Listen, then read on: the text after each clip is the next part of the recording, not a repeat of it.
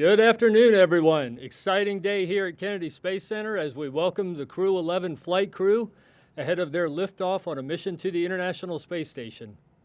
I am Steve Seisloff with NASA's Office of Communication, and with us, having just arrived from Houston, we have NASA astronauts Commander Zena Cardman, pilot Mike Fincke, JAXA astronaut Kimiya Yui, and Roscosmos cosmonaut Oleg Platonov.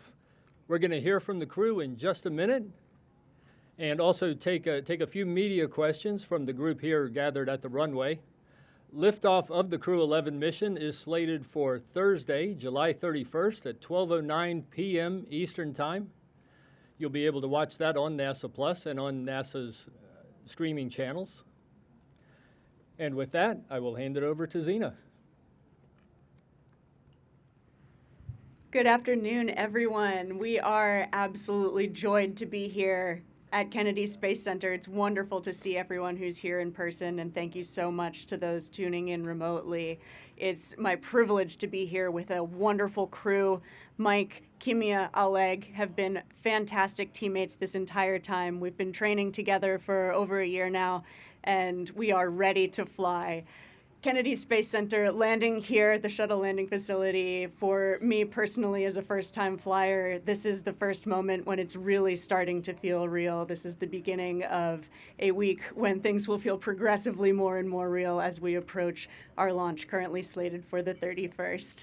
This is also a place of incredible history, and I'm so honored to be here with a crew taking part in this long history of human spaceflight. I am a first-time flyer, but we have the privilege of flying with people who have flown before and seen the International Space Station growing from its very beginning. It will be our honor to join Expedition 73 on board the International Space Station and to be there for the 25th anniversary of the ISS. It's so special to take part in something as grand as this human spaceflight endeavor that takes so many people, many of whom have flown here with us today, many of whom are at home in Houston or in our other homes around the world, from Japan, from Russia, and all of our training centers across the globe, including Cologne and in Hawthorne, California. Thank you so much to those of you who are here, and I want to leave it to my crewmates to say a few more words. We look forward to taking your questions. Thank you so much.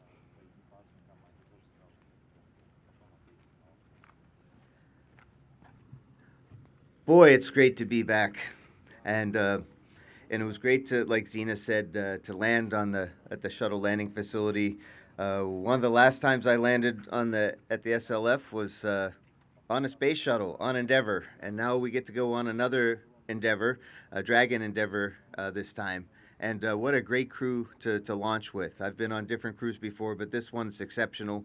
Zena, you wouldn't know that she's a first-time flyer. She brings in so much experience and compassion as a commander.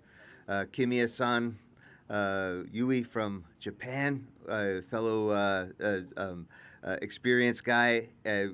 Really, he always has something wise to say. And Oleg Platonov, his sense of humor is even funnier than mine, so I got to take some notes. He's a great guy to fly with. So this is a great crew. We're looking forward to launching soon. I've been like to throw out a few extra thanks. Like Zena said, we are a humble and grateful crew. That's kind of some of our mottos. But we really want to say thanks to the teams that got us ready, the teams from SpaceX, and also to the Commercial Crew Program, who worked extra hard to get us on time so that we can support the International Space Station program for all the fantastic things that are going on with the space station. I'm personally looking forward to going back up to the space station. I helped build it, and now I'm get to see it in its full maturity with 6 other crewmates. So without further ado, again, thank you for being here. Sorry for the heat, but it's Florida in the summertime. It's pretty nice. And here's my good friend, Kimiya Yui-san.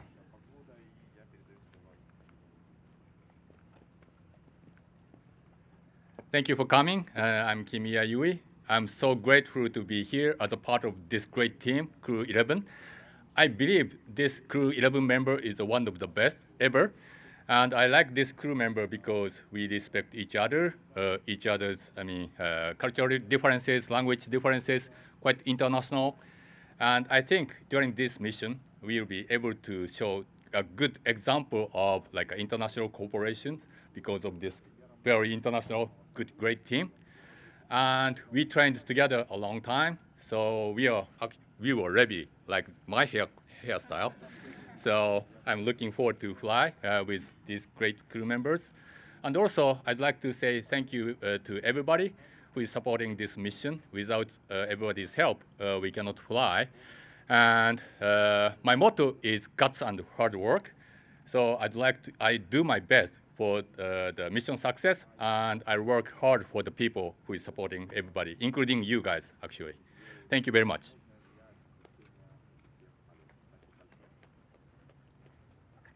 Hello, everybody. My name is Oleg Platonov, and I am mission specialist 2 for our Crew-11.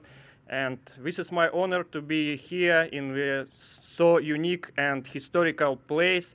And I'm very glad to be here. And I'd like to say thank you very much to NASA, to SpaceX, and for Roscosmos for this unique opportunity. And I have very super great crew, and I believe and I hope as soon as possible and on time we will be in space. Crew-11, go!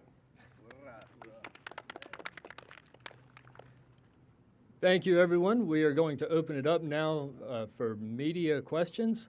If you have a question, please come up to the microphone.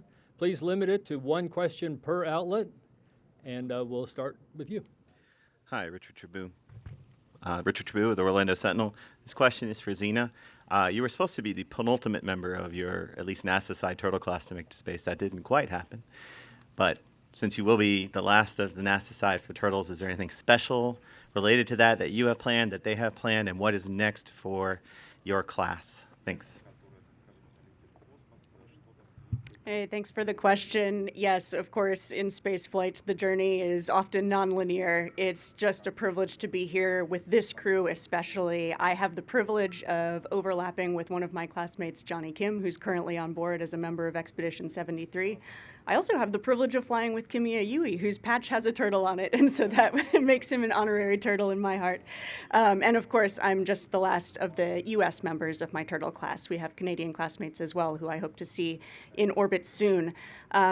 It's such a journey, and I think, although of course for Crew 9 I had many hopes, the only thing that mattered was getting the crew home safely, and I think we all did our part together to make that happen. Hi, Will Robinson-Smith with Spaceflight Now. Good to see you all again. Question for Mike, if I may. Since you've been, foundational in the commercial crew program since the get-go in 2014, I wonder now, that you're getting to fly as part of Crew-11, if you can kind of step back and look at, these past 11 crew rotation missions, the work that's been done both on the SpaceX side and the Boeing side that you've been involved in so thoroughly, and just kind of your sense of where we are right now and where we're going. Thanks. Yeah, I have lots of thoughts on that, and I'll try to keep it short and sweet. When we retired the space shuttle, we had the promise and the hope to continue human spaceflight with the American rockets and spaceships. We didn't know what they were going to look like. We came up in 2014 here at the Kennedy Space Center. We made the announcement for the commercial crew program TCAP contract, which we named two, surprisingly, Boeing and SpaceX competitors and partners to help us get to the space station. And it's been a really interesting journey watching brand new spaceships be built. We had some great ideas when we released TCAP, and what ended up was a little bit different, but I'm very proud of our teams, both SpaceX and Boeing, to what we've built together. And I'm really proud to actually finally fly on a commercial crew spacecraft. And of course, I was part of the Boeing Starliner story, and that's a different story for a different day. But I'm looking forward. There's a good possibility for a Starliner to be on board at the same time as us, and it's really a privilege and honor to know so many different spacecraft. And I'm very proud of our American industry partners for building some really fine space flying machines. And I'm really excited about Dragon Endeavour. Who can imagine that we were going to fly them 6 times, or even more, right? The capsules from SpaceX. So go Crew-11 and go Endeavour. Hi, Naoki Izuma with NHK. This question is for Yui-san. Yui-san, you'll be meeting Onishi-san in about a week. What do you hope to talk about with him when you first see him in orbit? Thank you. Yes, of course. He talking about vegetables. I don't like vegetables, so I don't want to see that. But first thing, I just really want to see my crewmate. I mean, Onishi-san. He's my best friend, and it's very rare opportunity to see my friends on orbit. And of course, I just want to do a lot of interesting experiments on orbit, and also I just want to work with other people, not only in Japan but all over the world, and looking forward to do a lot of fruitful result in this mission. Thank you. Hello, Manuel Masanti from Exploración Espacial. A question for Zena or for anyone on the crew that would like to answer.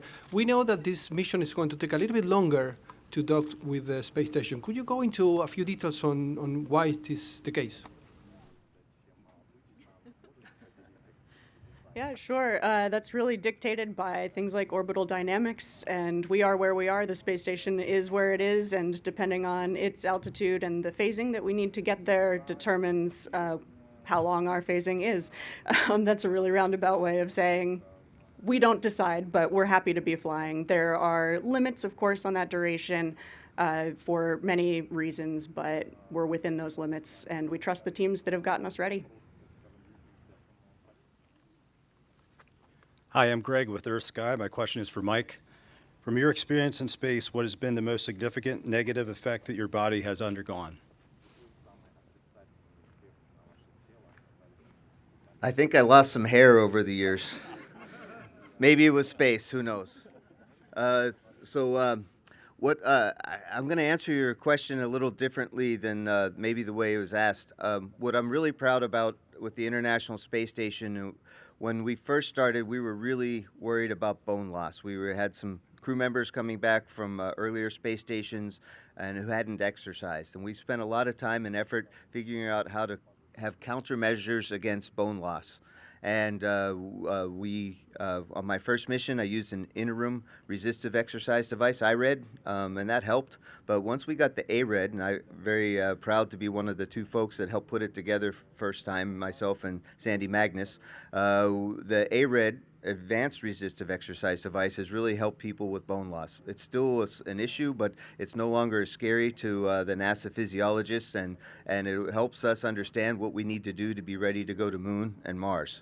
So I'm very proud of ARED. I got because I was one of the first guys to ever use it, and I'm proud of what we've been able to learn about humans living in space, because we are going out to the Moon and we are going to Mars, and we know what we're doing now. Hi, my name's John Jack McGill. I'm with Wyandotte Connects TV. And this question is for each one of you. In the morning, your wake-up alarm, do you guys have music, or are you no nonsense with just a buzzer, if you can respond?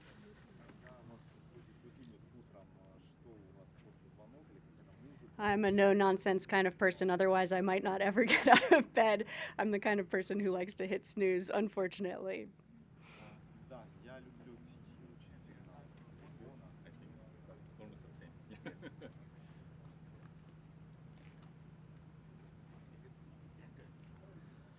Hi, Derek Newsom with DerekSpace.com. You mentioned this being the sixth flight of Crew Dragon Endeavour, which had originally only been certified for up to 5 flights. Could you detail some of the changes that had to be made between its last flight and now to increase that certification and potentially look for future missions? Yeah, really not a lot of changes specifically, other than making sure that each individual component is ready to go. Of course, the Dragon capsules get refurbished after every single flight, and so this one, because it's pushing the limits, it's the leader as far as experience for capsules. We're just being extra careful to make sure that we certify the entire vehicle, every detail from the inside out, which is really amazing. It takes a huge team of people to do this. They've been working nonstop for many months now, so with deep gratitude to that team for making sure that we'll be safe to fly. And that was our last question today. Thank you so much. Again, this is the Crew-11 crew. They are heading to the International Space Station. Their liftoff is targeted for Thursday, July 31st, 12:09 p.m. Eastern Time. You'll be able to watch that countdown and liftoff on NASA Plus and on NASA's social media channels. You'll also be able to watch the whole week's countdown and pre-launch activities on NASA's social channels and at nasa.gov. Thank you, everyone. Have a good afternoon, and go Crew-11.